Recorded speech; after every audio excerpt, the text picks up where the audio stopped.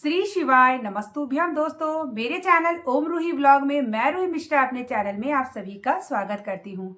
महादेव की कृपा से आप सभी स्वस्थ होंगे ये भी कामना करती हूँ। आज मैं आप सभी को वीडियो में शेयर करने वाली हूँ कि जब भी आप किसी भी भगवान का व्रत करते हैं या मनोकामना पूर्ति के लिए व्रत को करते हैं तो छोटी छोटी बातों को जरूर जानें, जिससे आपको व्रत करने का फल प्राप्त हो। और जब भी आप व्रत करें तो आप इन बातों का ध्यान जरूर रखें। यही जानकारी हम आपको इस वीडियो में शेयर करेंगे। वीडियो को अंत तक जब देखेंगे तो संपूर्ण जानकारी आप प्राप्त करेंगे। वीडियो को लाइक और कमेंट में हर हर महादेव का नारा जरूर लगाया करिए। भगवान का नाम लेते हैं तो हमारा जीवन सार्थक करता है, और आप वीडियो को लाइक करते हैं तो हमारा उत्साह बढ़ता है और आपके लिए अच्छी अच्छी जानकारी लेकर के आने की और भी इच्छाएं करती है। तो आइए अब हम जानते हैं कि व्रत जब भी हम करते हैं तो सबसे पहली गलती हमें क्या नहीं करनी चाहिए। जब भी आप किसी भी देवता का व्रत करते हैं, आप कल्याण के लिए व्रत को करते हैं और आप चाहते हैं कि आपको व्रत का फल की प्राप्ति हो, तो जरूर इन बातों का ध्यान रखिएगा। सबसे पहला ये है कि जब भी आप व्रत करते हैं तो व्रत के दौरान आपको किसी से अपना पैर स्पर्श नहीं कराना चाहिए। कोई भी कन्या हो, चाहे कोई बड़े बुजुर्ग, चाहे आपका कोई रिश्तेदार हो या आप उससे बड़े लगते हो या जो भी हो, छोटा बड़ा, किसी से भी आपको पैर स्पर्श नहीं कराना चाहिए। ऐसा इसलिए है, जब आप व्रत करते हैं, तपस्या करते हैं, नियम करते हैं, तो आप अपनी फल की प्राप्ति के लिए करते हैं। और ऐसे में अगर आप कोई तप कर रहे हैं या व्रत एक तप ही होता है, तो व्रत कर रहे हैं तो व्रत में अगर आपने अपना पैर स्पर्श करा लिया तो उस आपका पुण्य उसके खाते में चला जाता है। इसलिए इस बात का ध्यान जरूर रखिएगा कि जब आप व्रत करते हैं तो पहली गलती ये ना करिए कि किसी से अपना पैर स्पर्श आप ना कराएं, भूल के भी। अब ध्यान जरूर रखिएगा। दूसरा है कि हमें व्रत के दौरान किसी के घर का न जल ग्रहण करना चाहिए और ना ही हमें फल ग्रहण करना चाहिए। पूरी कोशिश करिए कि जब आप व्रत करते हैं तो आपको जल ग्रहण, किसी के घर का फलाहार आपको ग्रहण करना है। जब आप किसी के घर का जल ग्रहण कर लेंगे, फल ग्रहण कर लेंगे, तो वही जैसे आप किसी को पैर अपना स्पर्श कराएंगे पुण्य जाएगा, वैसे उसका आपका पुण्य उस पे चला जाएगा। तो आप व्रत करते हैं तो अपनी कामना के लिए करते हैं, अपना जो भी है भगवान को भक्ति प्राप्त करते हैं, अपना पुण्य को बढ़ाने के लिए करते हैं। तो ऐसे में दूसरी गलती भूल के मत करिए कि आप किसी के घर का कुछ ग्रहण करिए।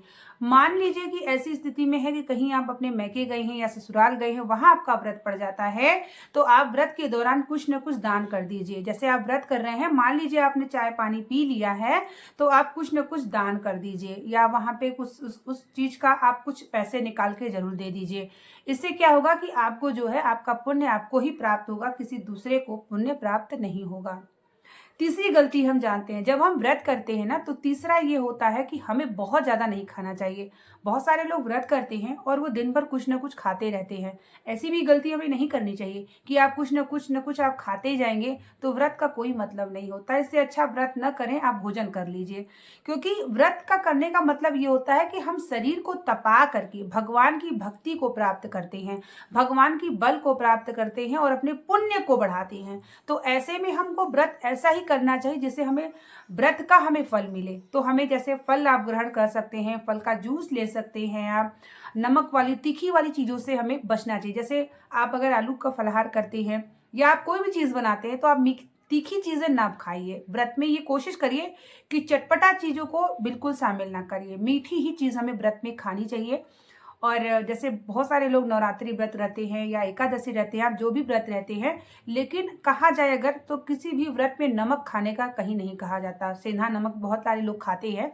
मैं स्वयं भी व्रत करती हूँ, प्रदोष करती हूँ और पूर्णिमा भी उठाई हूँ, तो मैं कोई भी सेंधा नमक की चीजें यूज नहीं करती। चीजें खाती हूँ वो मीठी वाली चीज होती है और पूरी कोशिश रहती फल पे रहती हूँ। चाय पानी पी लेती हूँ और मखाना मूंगफली खा लेती हूँ, लेकिन ऐसी चीजें नहीं कि आप दिन भर खाते रहिए। व्रत का मतलब होता है एक समय खाइए, और एक समय खाइए वो भी फलाहार पे रहिए, मतलब मीठी चीज खाइए, फल खा लीजिए, फल का जूस पी लीजिए, जिससे आपको पुण्य मिले। देखिए, व्रत हम इसलिए करते हैं कि अपने शरीर को तपा के भगवान की भक्ति को प्राप्त करते हैं। और ऐसे में हम व्रत ऐसे करें कि दिन भर कुछ ना कुछ खाते रहेंगे तो हमें व्रत का कोई फल नहीं मिलेगा और आपको पुण्य भी नहीं मिलेगा। तो इसलिए ज्यादा कोशिश यही करिए कि आप कम से कम आहार लीजिए, और जो भी आहार लीजिए एक समय लीजिए, और आप जो है फल को ग्रहण कर लीजिए, फल जूस ले लीजिए, नारियल का पानी ले लीजिए, ये सब चीजें ले लीजिए। नमक और तीखी वाली चीजों से बिल्कुल बचिए।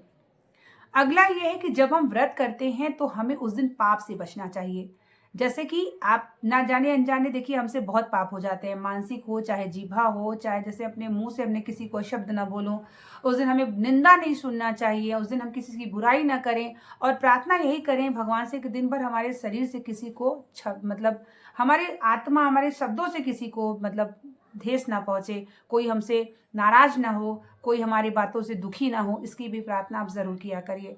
व्रत के दौरान आपको अपने इंद्रियों पे भी कंट्रोल करना पड़ता है, यानी अपने मन को कि किसी भी प्रकार का मन न भटके आपका। आप ब्रह्मचर्य का पालन करिए जिससे आपको व्रत का पूरे पुण्य प्राप्त हो। साथ ही हमें इस दिन निंदा से, चुगली से और बहुत सारी चीज़ें ऐसी होती हैं जिससे हमें बचना चाहिए। अगर मान लीजिए जाने अनजाने हम सब रसोई घर में काम करते हैं, किसी के घर में कॉकरोच होता है, चींटियाँ होती हैं, बहुत सारी चीज़ें ऐसी होती हैं जो हम जानबूझ के नहीं करते और अपने आप हो जाती हैं। जैसे आपने कुछ सफाई की, उसके दरमियान भी कई जीव जंतु हमसे दब जाते हैं। ये सभी छोटे छोटे पाप में गिनती होती है इन पापों की हमारे जीवन में। तो हम व्रत करते हैं ना, तो व्रत का पुण्य हमारे जीवन में प्राप्त हो, इसलिए हमें इस बात का ध्यान रखना चाहिए कि जब आप सफाई करते हैं या कुछ भी करते हैं तो चींटियां वगैरह अगर दब जाती है या कुछ भी हो जाती है तो इस बात का ध्यान रखिए कि कुछ दबे ना। क्षमा प्रार्थना जरूर मांगे कि हमारे शरीर से किसी भी प्रकार की किसी भी जीव पर कोई आघात ना पहुंचे और हमारा ये शरीर, ये मन, ये चित्त सिर्फ आपकी भक्ति करे प्रभु। किसी की निंदा से, चुगली से, क्रोध से, और क्रोध से भी बचिए।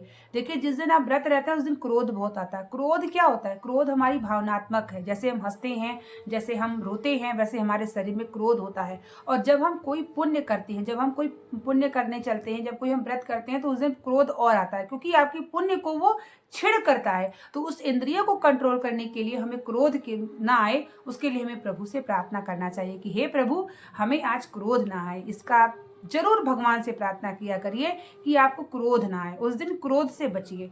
जब आप क्रोध आपका आ जाता है ना, उसी समय आपके सारे पुण्य क्षीण हो जाते हैं, यकीन मानिए। तो इसलिए हमें अपने इंद्रियों पे कंट्रोल करने के लिए भगवान से प्रार्थना करना है कि जिस दिन अगर हम व्रत करते हैं उस दिन हमें क्रोध ना आए। क्रोध नहीं आएगा तो हम जो है आराम से, हमारी भक्ति जो है अच्छे से हो जाएगी और हमें उस व्रत का पुण्य मिलेगा। साथ ही जिस दिन हम व्रत करते हैं उस दिन अन्न दान जरूर करें। जैसे गौ माता को कुछ ना कुछ जरूर खिलाइए, चिट्टियों के लिए निकाल दीजिए, कौवे के लिए निकाल दीजिए, जल दान कर दीजिए, किसी न किसी अनजान व्यक्ति को खिलाइए जो आपके पारिवारिक ना हो, जैसे आपका जिससे परिवार से जुड़ा ना हो, जो अनजान व्यक्ति हो। गौ माता की सेवा कर लेते हैं तो भी अच्छा होता है।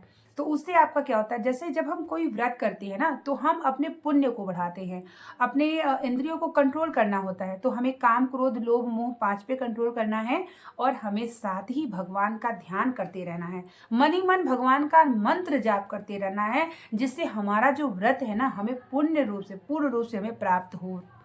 तभी हम व्रत करते हैं कि हमारी कामना पूर्ण हो। बहुत सारे लोग व्रत करते हैं, पशुपतिनाथ व्रत करते हैं, कुछ भी करते हैं, उनका कभी कभी नहीं हो पाता कि हमारी कामना ही नहीं पूर्ण हुई, मैंने तो व्रत किया। तो ऐसे में कहीं ना कहीं हमसे त्रुटियां हो जाती हैं।